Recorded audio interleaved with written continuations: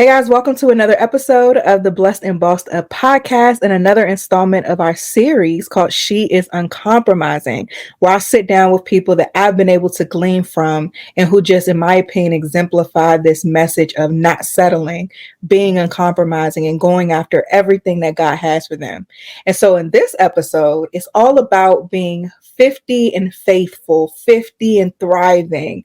I'm sitting down with Miss Linda Gorham. She's one of Anchor Media's clients and someone that I'm personally proud of and am so excited to talk to because I encounter just talking to entrepreneurs and talking to women of all ages. Sometimes you get to the point where you feel like, it's too late. It's too late for me to do what God has called me to do, or my time has passed, and all of these negative thoughts that keep us stuck in settling for less than what God has for us.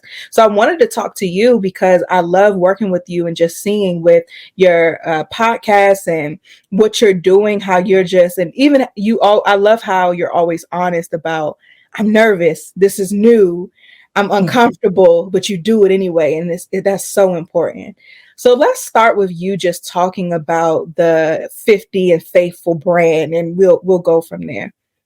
Okay. Oh, thank you so much, Tatum, for having me and wanting to interview me. So as always, I say that this is new for me and it's truly out of my comfort zone, but that's okay. Mm-hmm. And I'm just willing just to just step by faith, and I am excited. Well, to tell you a little bit about the brand for me is to help women to become their best. I want to encourage, to motivate, and to motivate them to step out on faith. Mm-hmm. And to just live their best life and find your joy. Mm-hmm. And I think you do a great job of that with the podcast. So why now? Because much of the brand is like this over 50 brand, but I feel like that's something that applies to everyone. So what is it about this particular period of life that you want to hone in on? I think for me, I have decided to get out of my head, to get out of my doubt of that I can't do it. Mm-hmm. And just step out on faith that I can. And it's just amazing how once you make that decision to definitely to do it, how doors are just opening. God is just opening the doors. He's told me that I could, but it was just me in my head thinking that I couldn't. And once I truly said, okay, I'm going to do this, it's just been amazing. Now, it has there, you do find some obstacles, but you learn how to deal with those and just keep moving. Let's talk about getting out of your head for a minute, because this is something that, I deal with often. Most people do. Mm-hmm. What is that process? And especially when God is calling you to do something, usually it's very scary. It's probably new. It's probably outside of your comfort zone. And so that's what triggers the self-doubt, you being in your head, overthinking, and maybe even procrastination. And then as time goes by, that just makes the self-doubt worse because you feel like you may have missed your opportunity. So what are some strategies that you can give someone who finds themselves in their head that's keeping them stuck from really jumping and taking that leap of faith into whatever God is telling them to do? Right. What I do is I do it. I say not today. I have to admit I do self-talk. I talk to me and say, Linda, get it together. Just do it. And whatever the outcome is, learn from it. And that has been what I'm doing. Do I at times procrastinate? Yes, I will. But I try to, I'm a planner. So I try to, I'm known, I will write things down and just make note of what I need to do. And I pray often. I pray and ask the Lord to guide me. So my morning devotionals are very important for me to get my day started. and to just encourage, you have to encourage yourself Mm-hmm. to move through. Got it. Got it. So you mentioned earlier about the brand just being all about, women and just being empowered, encouraged to do what God has called them to do. What is it about this marker of 50, right? I'm not 50 yet. But what is it about this stage of life that the encouragement is needed for even more for women? Yeah, I think that at times we focus on others more Mm-hmm. so than ourselves. Mm-hmm. Prior to 50, you may have children and you think, oh, my focus is the kids. So I can't do anything that I really want to do. You might not even think about it. I have to admit, for me, it really wasn't there. My main focus was my husband and my children. That's what I thought about, and that brought me happiness. Was to see them thrive, and but then it came got to the point where they've gotten older, and it's just become about me. Mm-hmm. And I'm just learning to do it. Of course, I have grandchildren, and my kids are adults now. But and I also feel like I have so much that I can give, Yeah. and I have the time to do it. So what is that process of rediscovery? Like right after you've raised your children, they are grown, they have families of their own, and now, like you said, you have time again, it's back to you. You've enjoyed that season of your life. And I think that's wonderful to be able to, start your family, enjoy it all the way. And then, God blesses us to, continue to grow and to get older. And you have another opportunity to live your life for yourself and what he has for you. So what's that process of rediscovering you once that season has concluded? Right. I pretty much look at what is it that I enjoy doing? What is Mhm. it that I feel like that I'm good at? And at this point, I'm not just doing something just because I need to do it. That's just like if you almost like a job that you're Mhm. in, you're just going for the paycheck. At this Mhm. point in my life, I'm doing something that I enjoy. Mhm. And I enjoy helping women.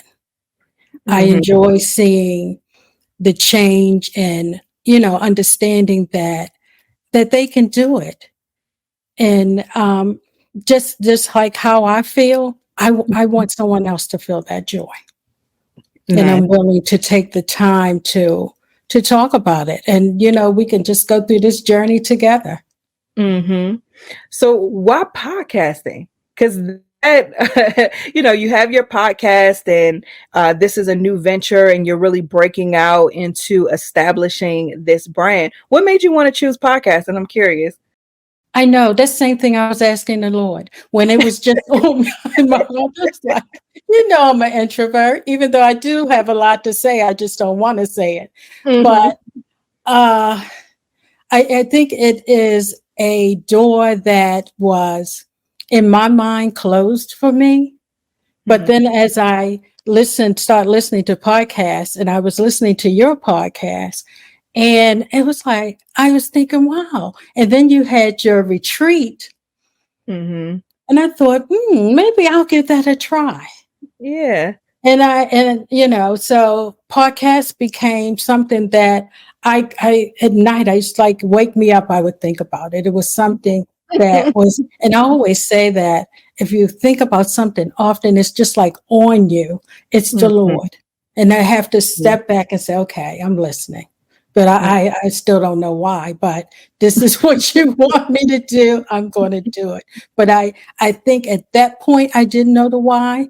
But I know the why now is that he wants me to reach others. There are other women who are like me. They're in their head, feel like they can't do it, or think that they're too old, Mhm. that they missed that opportunity. And they're not.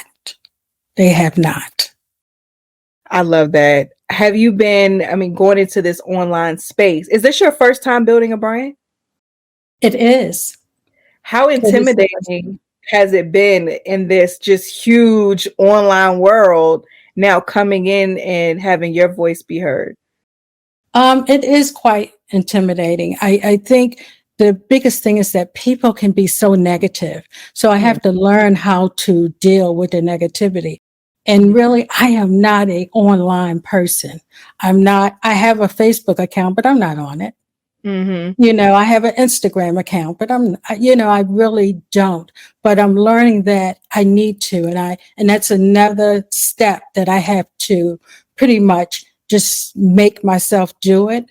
Mm-hmm. Because all of it is not negative. Negativity, it's some really positive things going on out there, but it's something about the negative that's kind of stands out to you, and you think about that and thinking about how I know everyone is not going to love me, in my opinion. So they'll have something negative to say about that. And that's okay, because, you have the right to your opinion, and that's how you feel.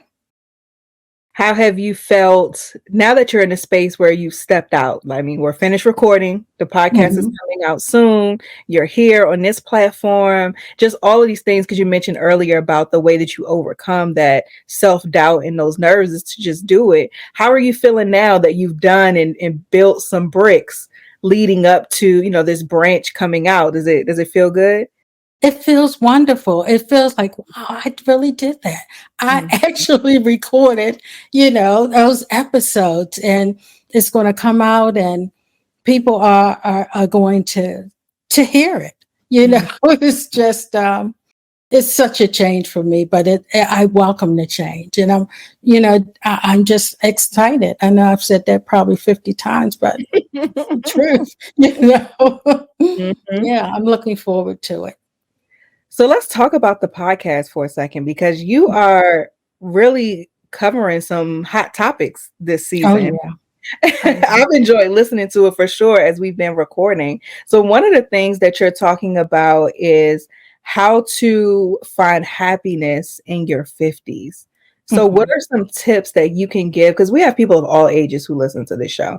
So what are some tips that you can give for women who are approaching this milestone to find their happiness and find their joy in this second half of life, as they call it? Right, right. I think you have to do some self-evaluation. You have to determine what makes you happy, not what makes others happy, but what makes you happy. Mm-hmm. And be okay with the fact that what makes you happy may not make others feel as happy as you do. And you just have to have confidence within yourself. And sometimes it's really a hard thing to do. And I think something that really helps me is that I journal, Mm-hmm. and to write things down is just really helpful for me. And then to go back and read it, because really you see your growth. You see Mm-hmm. how you're reading like, wow, was that me at that point? Yeah, it was you. Mm-hmm. And you see how you have changed. And it really helps you. And I always say two things that you enjoy. And sometimes we have to do things alone. We may not always have someone to come with us. And I would admit, and I have to say on this podcast, I'm going to be very honest, Mm-hmm.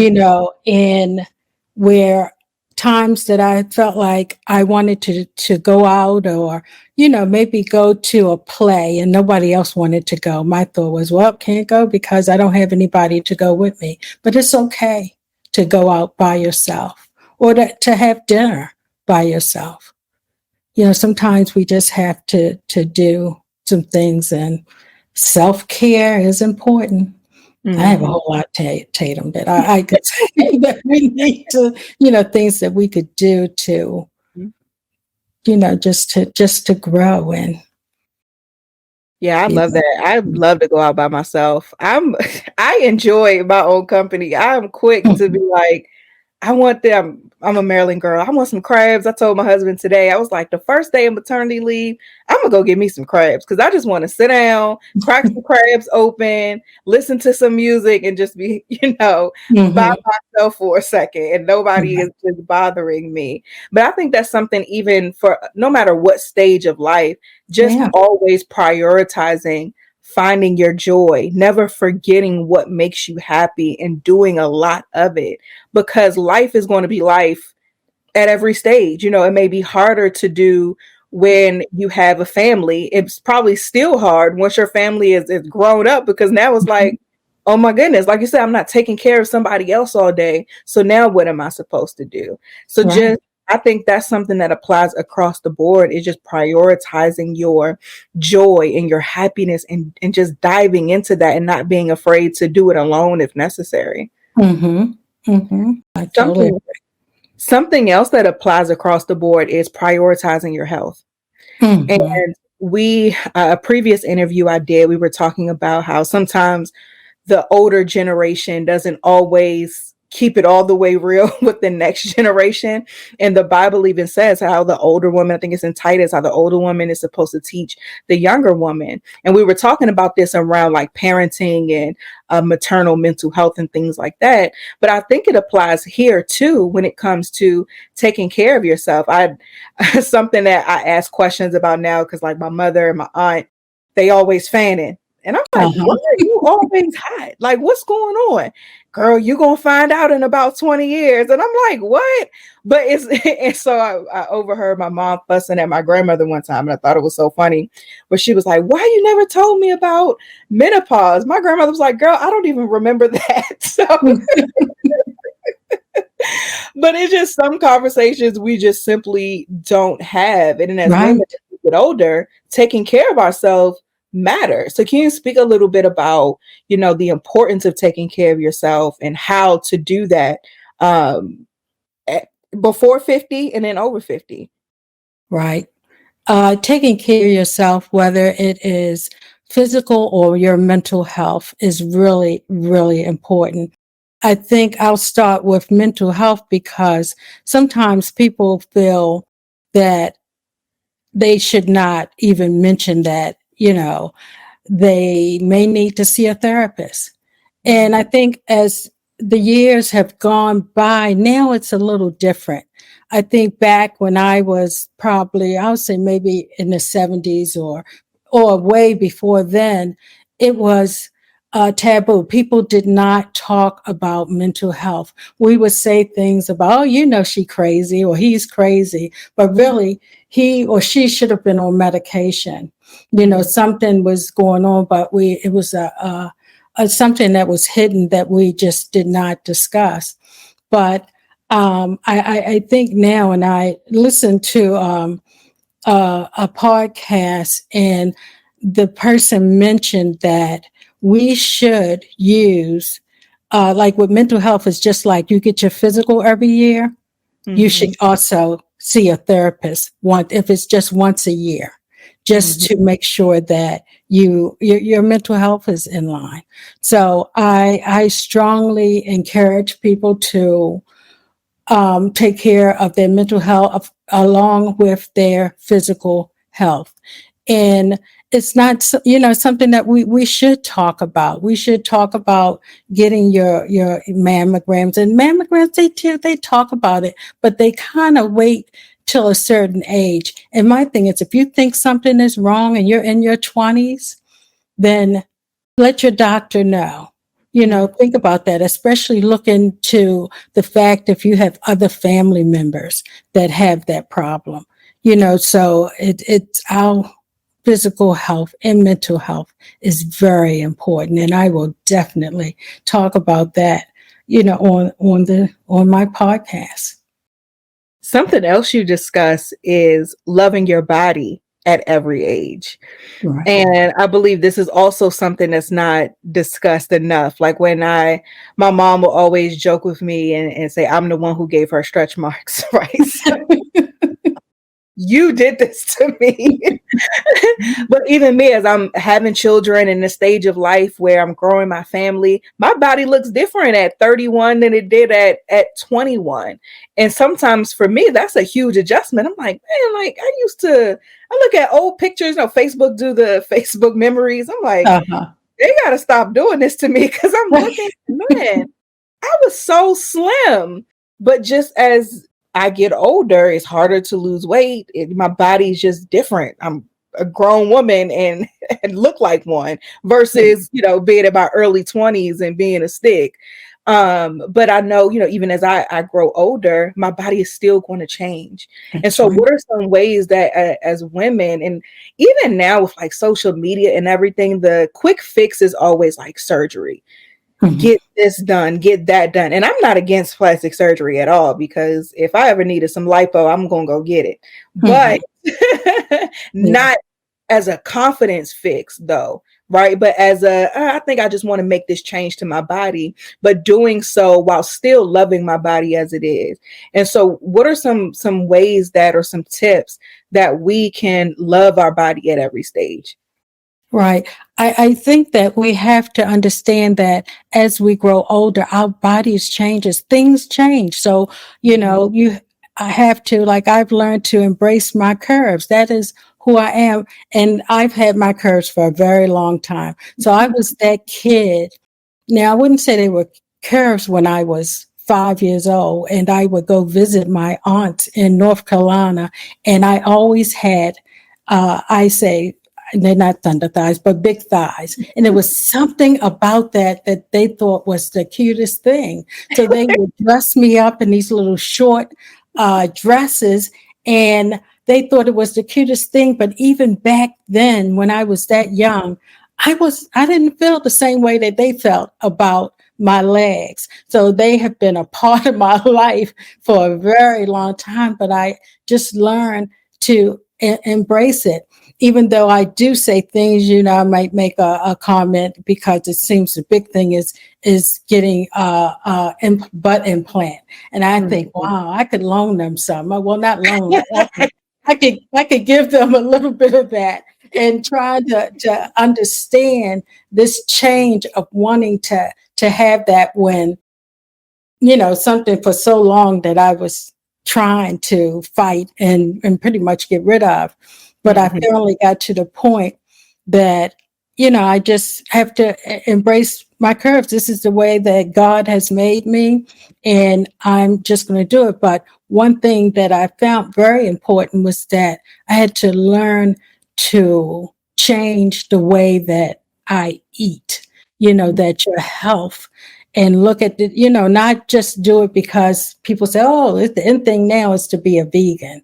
No, you have to make a decision about these food, read your labels, do some studying on this stuff, whether you're eating seafood or whatever it is you're eating, just do some studying on it, learn about how it affects you, because food affects everyone differently. You could eat something, I eat it, and it just makes me feel awful, or I just don't, my intestines are saying no, but it's not something that is good for me.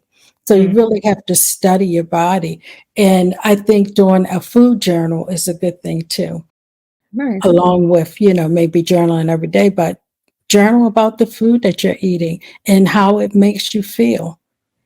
So what does that look like? It's today I ate spaghetti. Yeah. Monday through Friday, you can do breakfast, lunch, and dinner. And it really helps you understand, because sometimes you can eat something and you just feel tired, or it just doesn't make you feel good. The thing is, once you eat, and I am no dietitian, but I know that certain foods affect me in a certain kind of way. So if I eat something and it makes me feel heavy, or it makes me feel sleepy, then I should not eat that. I should not be eating that food. There's a price. It's not processing well in my system. Yeah, I've learned that the hard way. I've talked on this show oftentimes about, changing my diet. And one of the things I had did was I took a food sensitivity test. And the test showed me what it does is it tells you things that your body reacts to, but it doesn't tell you how your body reacts to it. So what they instruct you to do after you take the test is to do a food elimination diet and then see how you feel. And so I eliminated chicken, eggs were top of list for me. Vanilla's top of list for me. And so with that, there of course there's a ton of things that eggs and vanilla and all of that is in. And when I started doing the elimination diet, I realized that vanilla in particular gives me heartburn. So every time I would eat pancakes, every time I would eat like French toast, anything, especially baked goods, I will always have heartburn.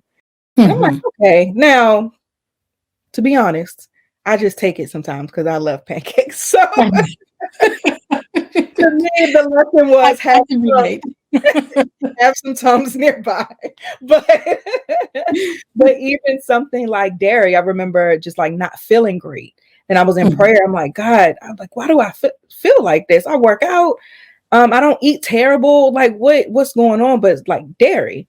So after eliminating dairy out my diet, my sinuses are good. I used to have sinus headaches all the time. I'd be worn down, all of that. So eliminating dairy, I had more energy. I didn't have sinus headaches ever anymore. I could count on one hand how many I've had in the last year and a half of not eating dairy, when I would have like 5, within like a week or two when I was consuming dairy. And so even for me, at my age, just paying attention to what I eat is very helpful. And even as women who are called to do great things, we got to make sure that we're filling our body up with premium fuel, and we want to live long. You know what I'm saying? Yes. Like I want to live to at least 100 prayerfully. Yes. And so in order to do that, we have to take care of ourselves. So I'm really glad that you touched on that.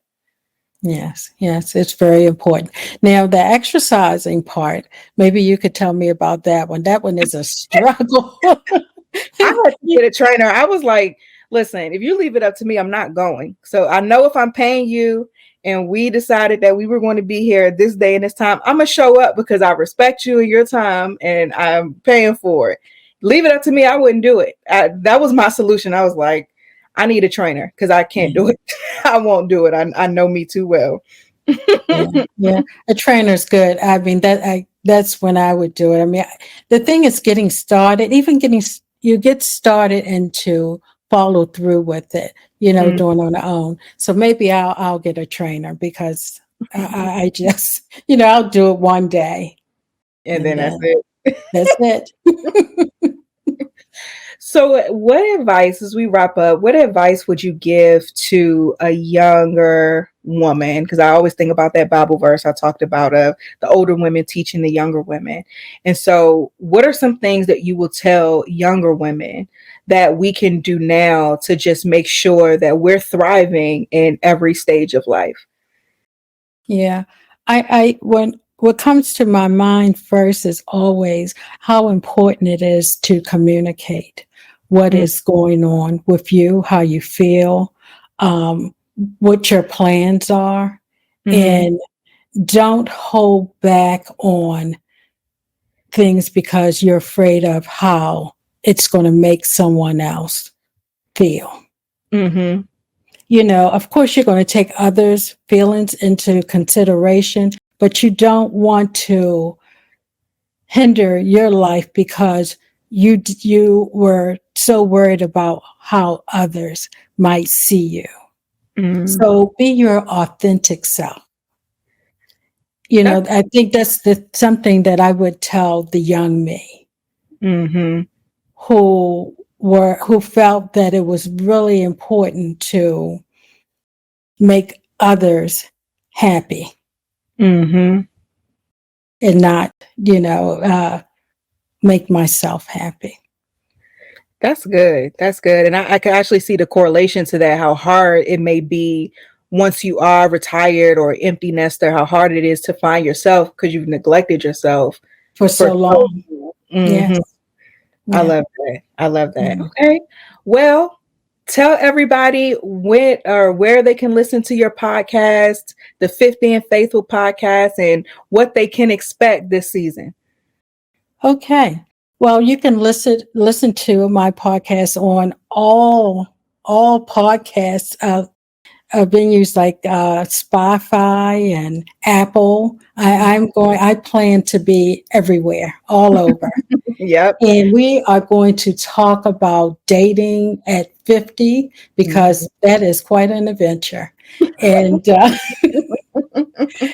we also will talk about learning to love yourself, learning to be your authentic self, finding your joy. We will talk about being a widow, also divorce. I want us to just pretty much take this journey together. Some of the things that we will discuss are things that I have gone through, things that I'm currently going through. I just want to want you to be honest. I'm going to be honest, and we are going to laugh and cry together. Yes. So by the time this comes out, the show will be available everywhere. So I'll make sure that the link is in the show notes for you guys. The 50 and Faithful podcast. Miss Linda, thank you so much for being on the show. I appreciate it. Thank you. I enjoyed it. Thank you guys so much for listening to another episode of the Blessed and Bossed Up podcast, and I'll talk to you next week.